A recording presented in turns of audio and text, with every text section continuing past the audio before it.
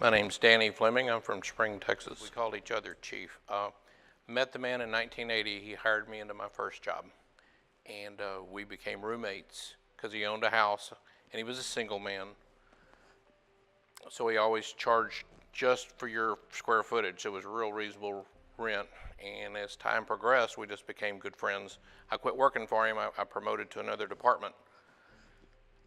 And we just continued to be friends even after I left and went on to what I was doing. And at that point, he had asked me if I would be the executor of his will. I said, sure, 21, I'm young, I'm good, didn't know what that looked like. But Jerry was a kind, loving man, very brilliant. And he was almost like a father I never had because my dad was never there for me. And Jerry, one story, when my car broke down, I did not have enough money to buy a new car at the moment, or a car. And Jerry just wrote a blank check and said, here, you go down whatever you need for down payment, and you get your car and you pay me back when you can. No, I didn't ask him, but that he would give you the shirt off his back. He was cantankerous, and aren't we all, but he was a kind, loving man who unfortunately came down with dementia 4 years ago. And that's when my wife and I took Jerry into our home initially to try to assist him. And that began our 4-year journey with Jerry and dementia. People here cared.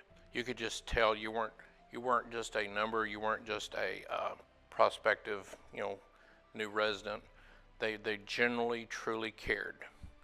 And I remember at the last facility before Ellis Springs, I tried to call all the way up the ladder, and they were such a corporate mess that nobody really had time for me because they were just numbers and money.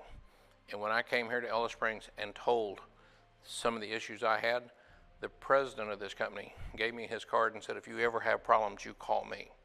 And I was sold. I saw how the staff interacted with Jerry, because Jerry had to come over here preliminary and went through all the startup. It was just like they became his mother. He had dementia.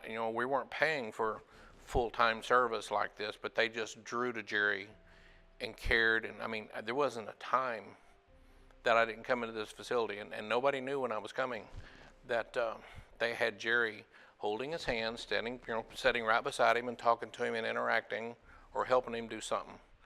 And that spoke volumes. Where at the other facility, he was just left to his own devices. And so, yeah, it was just the caring, loving, nurturing environment. So for me, it was a godsend. It was a pure blessing that I knew I could go home and not have to worry how well Jerry was taken care of. We also, at that time, was the flood of Houston. So we're dealing with our house flooding, and I'm thinking, how am I going to go take care of Jerry? And then coming up here after our house had flooded, and Jerry was just fine. There wasn't a need he had not being met, so it was a godsend. Jerry, he waited on us to die, and he was on hospice, and we got here, and Jerry, as soon as I came in the room, I said, hey, Chief, we're here, and he started moving his hands and moving his eyes. He knew we were there, and everybody in this entire facility just loved on us. They come in, they checked on us, they prayed with us, they fed us without being asked. They had a big event that night. So it just meant a lot that, we were struggling with what we were struggling with that night. And we had the love of everybody at this place and decked out to the hilt in their Halloween costumes to come in just to say, hey, we love you and we're praying for you. So that really meant a lot. And if Jerry could have been there to see it, he would have liked it as well. But there was peace.